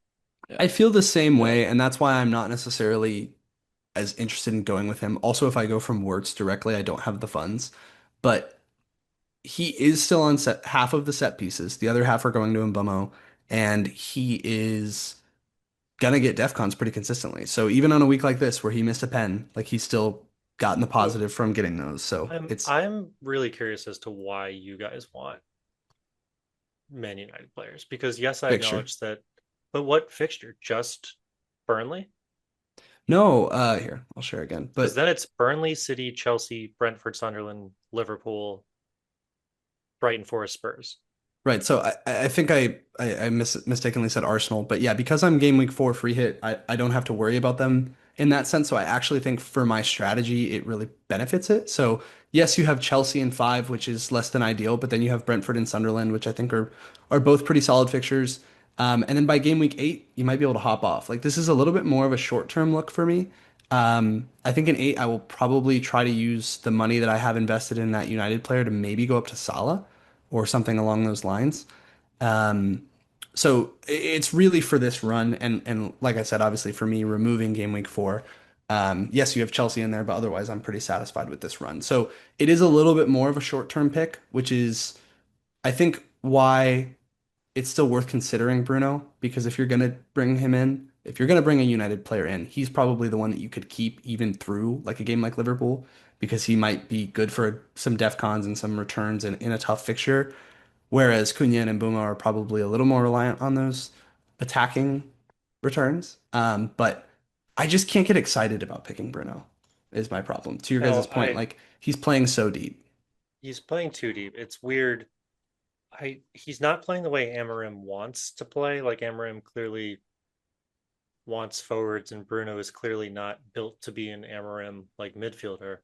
It's not to say he's a bad player by any means, but I was talking up United really big last week, and I've kind of reversed Yeah. course because Fulham's not that great, and they're still just not putting it together. We talk about the Palmer form last season and then use that as an argument for this season. I think we have to do the same with United, right? Like at this point, Emery has managed more games than he's gotten points as the United manager. Like, I hear you, but the amount of turnover that they specifically brought in, especially on the attacking side, makes me think that you can't really compare last season's no, to this I team's. agree with that, but they didn't put it together versus Arsenal. They would have had, they should Bruno should have had that pen um and then Burnley, so that's a good run, but I'm just like City Chelsea, I'm not so convinced about United anymore. I don't have any solid reason to say that, but they're just not passing the eye test for No, me. I don't disagree with you. I would say if I hadn't made up my mind as soon as Palmer was out on Friday that this is what I was going to do, I may have had some second thoughts on it. Um, but it is partially fixture, partially how exciting it seemed against Arsenal. And if they put it together, I mean, that's really what they're missing. They're just missing that final finishing. I And yeah. I'm not sure they're going to get there, but everything else is kind of put together right now. I didn't love how they looked against Fulham because it's Fulham, but I think they have the pieces in place. See, and I guess, in the second half, clearly it turned into a little bit more of a slog, and some of it went Fulham's way. I don't expect this team to be like, I think the difference, Mac, is you're probably looking at this a little bit more from a like Man United as a whole, how are they going to finish type of vibe. I'm more just concerned with, can I get a couple of attacking returns from their players? It's also, I'm not set on going here by any means. It's just kind of looking through that. Hey, if I really think that either Wirtz or Palmer is someone that I want to come down from, who is logical to pick? And I think that's what you've said, Mac, is like you don't know where to even go with your money. And I think for me, this is just a fixtures breed form type of pick where I'm looking at, okay, if I can attack this, obviously, like I said, the city one is a bit. If I wasn't on free hit 4, I don't know if I'd be going here. So I understand your hesitance. But if you take this out, right, they're looking really solid from a fixture perspective. Burnley, Brentford, Sunderland. I'm happy to roll the dice on a United attacker in one of those games. The other part that gives me pause is just not knowing who to go for. And I think that is more for me the struggle than worrying about United on the whole, because that first half, like I said, I mean, Cunha could have had two, Yeah. maybe, Mbumo is on corners and set pieces, so he had an assist in this game. Um, Do they look amazing? Absolutely not. But we also have yet to see Sesko really come into the side and play big minutes. Um, I just see a lot of positive things. This team looks like it's still figuring itself out, so it may be too early to go here, but I feel like Arsenal, Fulham, both pretty consistently good defenses. I'm not shocked that they had a couple of like eh returns, and I'm betting a little bit that they're going to turn it around. I think it's going to be super interesting when they get Sesko in there. And I thought it was interesting. I think it was after they brought him in, Hmm. that Embuemo kind of looked like he was playing further up with him. And then Kuno was more in the midfield and playing back a little further because as great as he was in that first half, really the first 20 minutes or so, he disappeared a bit there in the back Yep. half. And he's such an individualistic player in my mind that I mean, this is part of the reason why I went Mbumo instead of him, Yeah. is he's make or break on his own back for a lot of these things. And I just don't think he's talented enough to get consistent returns doing that. Hasn't done it yet. He was real close, obviously, but I'd rather see the guy that's playing within the team, looking at a guy like Mbumo for taking those corners and getting everything on that side, having an assist opportunity. And I think he just plays better as a team player. And I think if you can get Sesko in the middle to kind of finish things off, could be a real exciting attack. I do not think Sesko is a pick you should go with.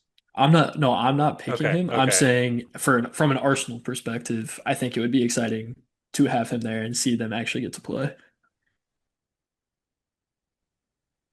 Arsenal perspective? Um, Man U, Oh, sorry. okay. No, you're good. I was so thrown They off. were linked to him so heavily over the summer that I was like thrown No, no, off. They've been trying to no. sign him for years.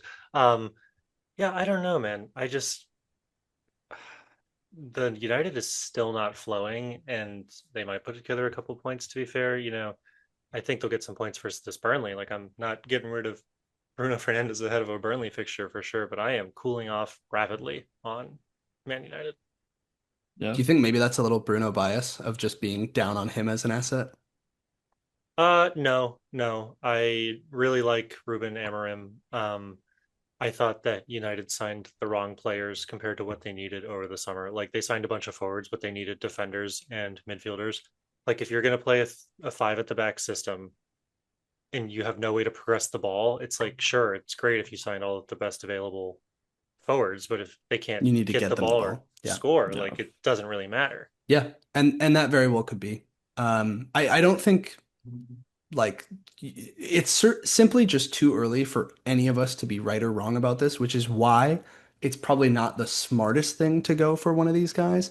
But I guess we can jump into like some transfer plans. Looking at my team, I don't really know what else to do with someone like Florian Wirtz, who just isn't returning. Sharp, you can hit me with all the I told you so's. The interesting thing that is giving me the slight pause is that Salah also hasn't looked like he's also not really all that involved. Yes, he's returned again. I understand that, but it seems like all the energy from that team is coming from the left side, is coming from Gakpo and Ekitike, and even maybe a little bit from those um, midfielders a little further back. So I think it's from the midfield. What you're probably comparing it to is the fact that it was Trent to Salah all season last season, and that was the only way they played. I'm excited about it from a Liverpool fan's perspective, just getting diversity in there. But at least in the first game, Salah still had multiple of his patent yes, one-on-two that's true. attacks He getting looked a through. lot Like, better against Bournemouth. That's very true. And I think you make a good point with Sabazlai was playing right back in this game. So you're not getting that like Frimpong or Trent level, attacking threat from that same side. So that's honestly a good point. But I thank you. think I Wirtz like it still when I looked can like shit. surprise. Oh yeah, no, he's fucking awful. Let's be very Like clear. the reason I got him, I knew it was a little bit of a gamble, but I was like Arsenal or not Arsenal. Liverpool's attack is going to be, just consistently good, and Yeah. that has remained true. He looked so central in all the pre-season matches that I watched and highlights and stuff like that that I was like, okay, this guy's going to be really involved. And I actually would love your guys' perspective on this if I'm making a mistake there because it is Liverpool's attack. Any of those dynamics could change instantly, but I watched this game so intently to just praying that he would do anything.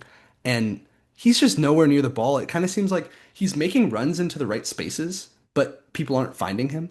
And I don't know if that's his fault or just a gelling thing or what it is, but Well, it's either that or he's making room for someone to run in behind him Right, because that has exactly. happened. And again, great for the team, terrible for FPL. Right. So I don't think especially like having that level of confidence in a player and then seeing him going into Arsenal, like I just don't want to do that. And so when that's the thought process, Mac, that starts me down, okay, who can I go to from there? And there's just simply not that many options in that bracket that are returning, right? I could drop way down. I could drop down to a seven. I could even go to someone like Cody Gakpo, I was but gonna I say, just that feels weird though, right? Like if I'm gonna make the switch, I shouldn't go to somebody who's playing against Arsenal this week. Yeah, yeah, And I wouldn't make that switch this week, but I do think yes, if you're concerned about staying within the Liverpool attack, he's your perfect opportunity to then have what, zero point 0.9, I guess, to play with that could be put somewhere else. I think the only other worth noting thing is that because of free hit four, right, I'm not missing out on any of the brutal fixtures or any of the Yeah. good fixtures for Liverpool. Everton, arguably. But outside of that, like Crystal Palace, Chelsea, Arsenal, like none of those ones are ones that scare me. And like I said, around game week 8 is when I might start bringing more Liverpool assets in. So I almost think because I'm on this strategy, the aggressive play and like maybe the right play is to just fade Liverpool for a few weeks. I And then just to your point, I could get a Cody Gakpo in game week 4 against Burnley. I hear you. I just don't see a world in when we where we don't continue to score goals at a compared to other teams high rate. Yeah, So I think it's a mistake to not have someone there because I think sure. someone's going to be putting them in.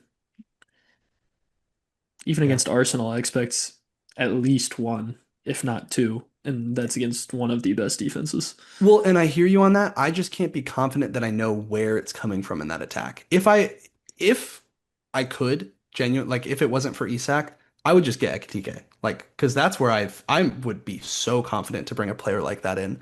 But I could easily see myself bringing in Gakpo this week. And to your point, they scored two, right? And neither of those involve Gakpo. And then I'm like, cool, Liverpool scored, but I have the wrong guy. And maybe that would Yeah, involve like Florian Wirtz. Um, so I just feel like I can't really win, and I think from that perspective, I'm early days, but I'm starting to be like, I sure. wonder if my preseason prediction of the distribution of output thing is more correct, just because we haven't seen Salah as involved as we are used to. Obviously, it's been pretty consistently Ekitike and Gakpo, but I could easily see that switching, the pendulum swinging back to a different player. that also goes back Um, to my prediction in the season that it might just be for Liverpool perspective the year of the striker. Like it does just yeah, seem like they're trying to feed Ekitike. yeah, Salah's going to score because Salah's good, but if Verts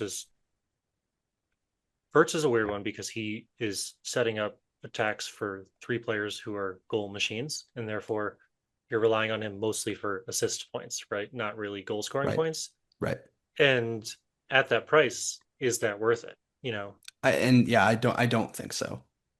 So I'm Yeah, I'm relatively set on leaving him unless either of you were going to convince me that I should keep him, and I pretty much knew that wasn't going to be the case. no, his Um, stats weren't very good either. Was no, enough on yeah, the side. yeah. well, he's just shit. He's not shit. He's just not an FPL attacker right I now. I do think it's worth noting on the Ekatike point though, and this goes for all three of us. Transfer window closes on Monday, and then we have the international break. I'd be hard pressed not to try to bring him in if Isak doesn't come. In which case, I'm in a weird spot with having Holland, Watkins, and Wood, where none of those guys do I really want to sell. Wood still has some amazing fixtures to come. He still has Burnley and Sunderland in 5 and 6. Watkins, we were all talking about, has some great fixtures that are going to continue. He has Sunderland in 5 and Burnley in 7, so I don't feel like I can get rid of either of them. I also don't really feel like I guess I could get City, but then, I'm missing out on that Burnley fixture in 6 as well. So it may just be one of those things where even though I desperately am going to want to get him in, I'm not able to until after the fixture runs end for one of those guys. Maybe it's a Wood to Ekitike and bring somebody down in the midfield eventually. But um, with you guys who aren't dealing with the Holland problem in that sense, if you hear this week that Isak's staying at Newcastle or he's going elsewhere, is Ekitike a priority transfer? He's not really a priority transfer, but that's for the same reason that it's more of my team dependent. Like, I guess I could take out Palmer, and how much is Ekatike even these Eight and a days? half or So 8.6. Yeah. Yeah, he went up. let me just plug him in. So that leaves me 6.5. And then, so if I want to bring out Ekatike and then bring in like another affordable mid, I mean, who's even affordable at 6.5? That's scoring points right now. In Yeah, it's NBA. Braithwaite, kudos NBA. Tavernier. kudos Like, and Ndai, yes. yeah, I Yeah. mean, I could go to Kudus, but I'm actually at 6.4 because of the Ekatike price rise. And keep in mind, I have Watkins who has just got the great pictures, and then I got Mateta who's got game week 4 or 5. Right. Right. So So you're I'm not I'm interested almost either. not even sure that I'm gonna make a transfer until 5, and then I'm just gonna rip up my entire team because that's when that fixture run ends. Yeah. Yeah, and it is worth noting that like Sharp, to your point, I think you're right in saying that Liverpool's just going to be a consistent attack and that's Yeah. constant. But if there was a time to take them on, it's looking at this, obviously game week 4 again here, I can re-include that. Save game week 4, you Yeah. have Arsenal, Everton, Crystal Palace. Everton is the one I'm honestly worried about. But Arsenal, Crystal Palace, Chelsea, like until game week 8, I'm like, I think I can fight this. You know what I mean? Like I think I can go against this for a short period. I agree with you on the long term. I want to have pieces of that Liverpool attack, but it just I doesn't feel don't like. think there's a Go ahead. game they don't. I don't think there's a game they don't score. I think that's fair, but again, figuring out Yeah. who that's going to come Who it from is. is I get tough. it. Yeah. All right, So so my that's why my thought process is to go to one of the Manchester United mids, but I'm struggling between Cunha and Mbumo. I think to your point, Sharp Mbumo feels like a little bit more of the like Mr. Consistency. He's going to Yep. be on corners. He's going to potentially return assists. But similar to the point you just made about Wirtz Mac, I don't know if he's the goal scoring guy at United that we knew him as at Brentford. I could see it. But Cunha just feels like that, like spicy, to your point, Sharp, he's very individualistic, but he's been generating a lot of chances. He leads those three Yep. for XG and big chances created. So I mean, anyway, I think he'll. My prediction is that he'll score this week, and then people will transfer him in like crazy, and then he'll blank for the next two against Chelsea and City. yeah, Like I, that could I be. think he would be hard pressed to not score because he's got 3 xG in the first 2 games, which is crazy numbers. It's just they're hard fixtures in my opinion coming Yeah, up. yeah. I'll go next, I think, for transfers, just while we're here. So, like, my team is bad, but it's not fixable in 2 moves without taking hits, is my thinking right now. And I don't think that I'll really change much because so for the defense, I'll probably play obviously both Forest defenders again just for them to not get a clean sheet. Looking forward to that. And then probably Poro, which leaves me playing basically my full mids. And then I either need to decide whether if Palmer's going to be injured again, whether to make a transfer this week to get him out or play a four at the back. Um, I The mean, latest that came out this week, by the way, on him is that it's not as bad as initially feared, and yeah, there's a chance he plays this week. And then it's worth noting, obviously, we have the international break, so he'll likely be back in game week 4. yeah. So I don't know. The fixtures are starting to turn then, so it might just be worth jumping off the ship and Yep. redistributing the wealth early. And I'm not saying that I won't do that because then if I save to like 7 or something, that might be fine. Um, what I will say though is just that I'm not going to transfer out Mateta or Watkins because of just the good fixtures that they have up until 5. Um, Obviously not getting rid of Bruno this week. The Forest fixtures are good, so I'm actually semi tempted to get rid of a Forest defender and try to bring in like a Chris Wood, but I don't know if it's worth ripping my team up, and I don't know if those are the biggest holes. I think the only people I'm really trying to actively get rid of right now are Tielemans and Palmer, and it's to be determined whether I make a transfer for those players because the forwards seem to be scoring, and I'm not so sure who I would bring in. Right, like Right. Semenyo And This is the who? dilemma. Like genuinely, it's like there's no one who's scoring in this mid-price bracket. So I can't wait for later this week when you text us and tell us you brought in a Man United mid personally. Well, I But don't think I'd bring in a Man United mid. I think I'm more likely to go Gakpo, to be honest. But this yeah, doesn't feel like the week to grab him either. And I right, already have right. Bruno, so it's Uh, like, I have sort of my Man United mid coverage at least, even if they have a good game. Um, I mean, for you, Semenyo and Gakpo honestly make a lot of sense in my brain. I understand why your hesitancy on all of that, but well, it's it would not be an upgrade. terrible. It is definitely an upgrade.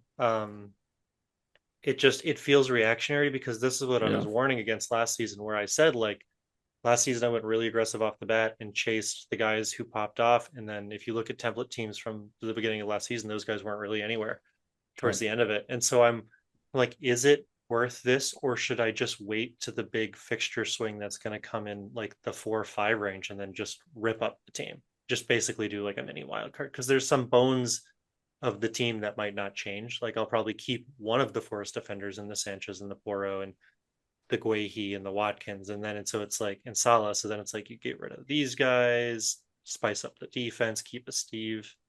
Well, and you already have, I wasn't even realizing you already have the Man United cover this week, so you're not worried Yeah. about So that I Burnley fixture. I'm Fernandez might not get all the points for Man United. It Sure. might very well be a Cunha or Mbumo or even a Mason Mount, But you're covered, yeah. but I'm at least covered for this fixture. It's just like I just need some of these guys to start performing. I guess the problem is it's like I'm relying on clean sheets heavily in defense. Salah's got a tough fixture, and then my two forwards are playing each other.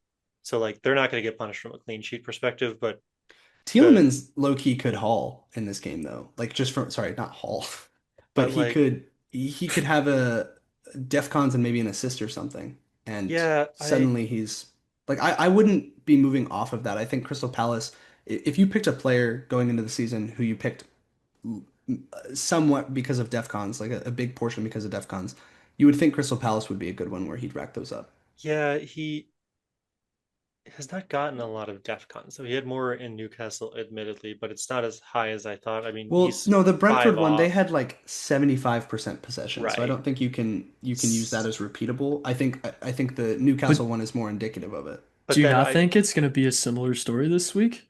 I think it's going to be Villa holds the majority of the ball. Crystal Palace plays great defense. I kind of think the same thing. And so that concerns me because I expect him to not really then get DEF CONs versus Everton or Sunderland or Fulham, who plays a low block, or Burnley, who plays a low block. So it's like Tielemans is the only one I'm actually really concerned about in my team. But then if he gives a pen, it's like, do I transfer him out ahead of the return? And it's at 6 million. It's like I don't really have a good swap. Like I can't bring in Semenyo, I can't bring in Gatko, so I can't bring in Doi because I have the 3 Forest already.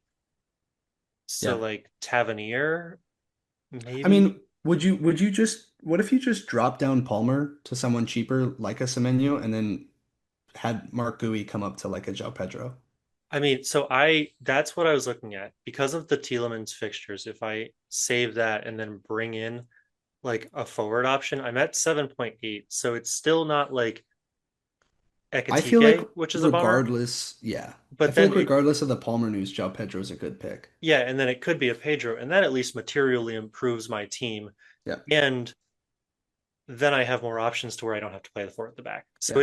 it's Yeah. really possible that I make those transfers, but I'm just thinking ahead and I'm like, what if I wait till after the international break?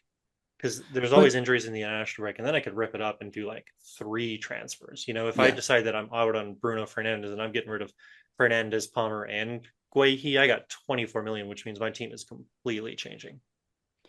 I hear you on that. And obviously, I think it's generally prudent to roll this early in the season. But I also am looking at this and figuring out how you feel the team this week and struggling to find. No, I that's the biggest concern. I don't know whether I want to drop Guehi or just take a Palmer out for a Semenya. So I think a transfer is in my future because I really can't field an 11. Like I don't want to play Anderson or a Steve this week. Sure. And so and Palmer might not play and Pedro will play, but it's like, do Yeah. I want to go up to Wood with these amazing fixtures? Do I want to bring in a Pedro? I'm not 100% sure. I can't go up to Wood though, obviously, without dropping either an Anderson or Murillo. So I think the Wood versus João Pedro is interesting because Wood it's high upside but short term. I think for me at least, I probably want to get rid of him by 7 when they start really getting involved in Europe, 6 or 7. And then, but João Pedro, like he could have additional upside with Palmer being out. Their fixtures in the long term are better. Um, so I think those are both good. The Bournemouth fixtures also look pretty good. I think they're sixth in the fixture. Yeah. And so like Semenyo might just be the move. Semenyo, Pedro, two guys who are playing, game over. Yeah, I mean that makes your team a heck of a lot better than where it's standing And currently. it gives me some rotational options where I'm not just Right. completely hemorrhaging points. So honestly, I think you guys could convince me. I'm now leaning towards that because even if they don't end up being like the best picks, at least I got some money in the bank. And then if Ekatike goes, I can drop out a Mateta in a couple weeks and a Fernandez. And, Yeah. at least I'm getting points in the short term Yeah, for while still sure. getting that Chelsea cover, while getting some Bournemouth cover. It might be the move. And I'm not going to transfer. I know I want Wood, but I'm not really itching to transfer out any of these guys from Forest because they're not my biggest concern. Yeah. I think that helps make your decision for you. That's Yeah, why I it's so think I easy to think go, it's done. Zhao. All right, we only got a couple minutes. Sharp, you want to hit it? Yeah. I can go pretty quick. Or just give me a whatever if I need to speed it up. Okay. So Luke, you've already alluded to it. This is Hits FC. The boy has already made his transfers, and you can bet that there's going to be a -4 next to the scorecard next week. But looking at the team, scrolling down here we go. So off the bat, the transfer out, obviously Palmer, because I am so done with him. It's unbelievable. And I did go in Buemo for all the reasons I've already said. I like the consistency of him. I like the assists opportunities there. Requires someone to put the ball in the net. I'm not sure who's going to do it, but the chances are there. So happy with him. And then bringing in João Pedro myself, getting rid of Marquez and having a pretty solid front line. I feel pretty Guys, good we about keep that. calling him Mark Gahey or Guehi. It's the however you want to pronounce it, but Mark Gahey is the center back for Crystal Palace. Yeah, that was a oversight. Whoops. Oh well. Whatever you want to do. But anyway, Yeah. Yeah, yeah, yeah. Fair, fair, fair. Anyway, he's gone, so I don't have to worry about him. period. The Uh, funny thing is, I love this team. Like This is a again, it's great same team. I same really shit. like it. Like yes, you're taking a hit, but I love this team. Like this looks awesome. The thing is I with think his I'd is be that stoked going into this week. Like great matchups. Yes, you have a couple of guys who need to turn it around, but um, yeah, hits are only a problem if they don't pay off in the long term, which I think these 100%. these are smart hits, is what I would say. I also think that if you then just decide to sit on these picks and save up 5 transfers, that's a legitimate strategy. Whereas I'm a little more concerned about my team, so I don't hate hits. Yep. Um, yeah. Anything more sharp? no, I mean, I'm worried a little bit about the Arsenal Liverpool game, obviously with Van Dijk and Gabriel. But I think at the end of the day, it's going to be more beneficial than it is hurtful here Yeah. in terms of Salah, I hope.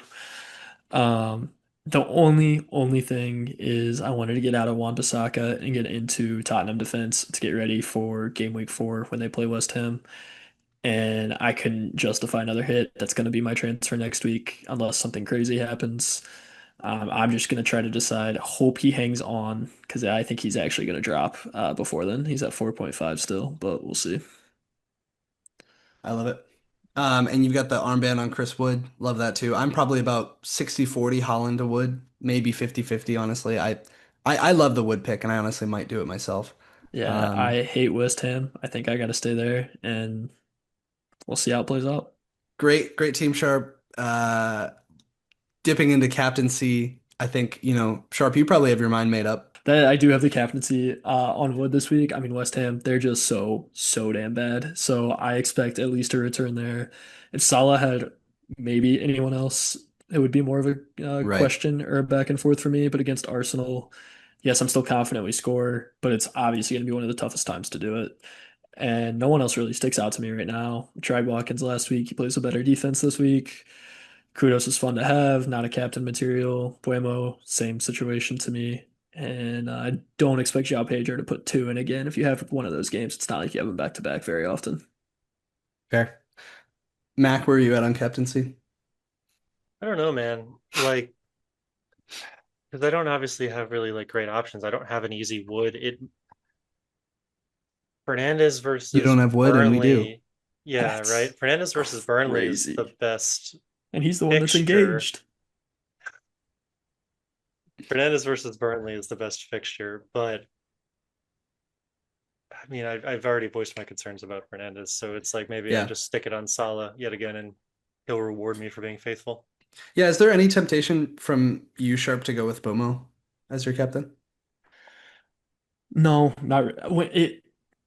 He would be my second choice probably on this team, to be fair, or at least fighting for second. But I think Wood is just so far and away above where I consider Mbuemo right now for goal scoring opportunities Yeah. and the higher return. So Yeah. No matter the United pick, assuming I do end up going with that, no matter the pick I bring in, I don't think I would captain them just because, I mean, we've been sitting here talking about between the three of them and we have no idea who's right. going to return. And last week, the funny thing is, we're sitting here talking about how Bruno doesn't look very good. If last week he had gotten DEFCONs and a goal from a penalty, we would be having a completely different conversation. So him still being on pens is worth noting. He gets DEFCONs like Do you think, he's genuine question, do you think he's going to be on them after that pin? I think so, Yes, yes. but Okay. yeah, I think he will. No, he'll stay on Um, the pens. That was weak. I I think it seems like you guys have maybe a little bit more straightforward captaincy, Mac. You've got a bit of a tough one, but maybe that'll change once you bring your transfers in. W- I'm struggling with the Holland of it all because I feel like going against him, he's going to be really highly captained, I would assume this week. Anyone who's in my position and went with him or went with both Salah and Holland is almost certainly going to captain him. I think Chris Wood is the rogue pick, but maybe the right pick. Um, And he's playing Brighton. I don't, I think that's a genuinely middling fixture. I could see that going either way. We've seen Brighton give up a shit ton of goals before. We've seen Brighton tighten it up. So I think it could go either way, and it's really more so about how City approach the game. Um, I just don't know if I want to go against the big man, but yeah, so I'm probably pretty torn between the two of them. Um, but yeah, I think that wraps it up for this week. Do you guys have anything else before we get out of here? No, I think that's it for me. I'm just hoping a hit finally pays off. Yeah, hell yeah, you better be. Well, good news is that you have that bench boost saved up, so you're all good to go there. There you Um, go. all right, this Stacking has it. been yeah, this has been the Three Wings podcast. Thanks for listening, guys. We'll catch you next time.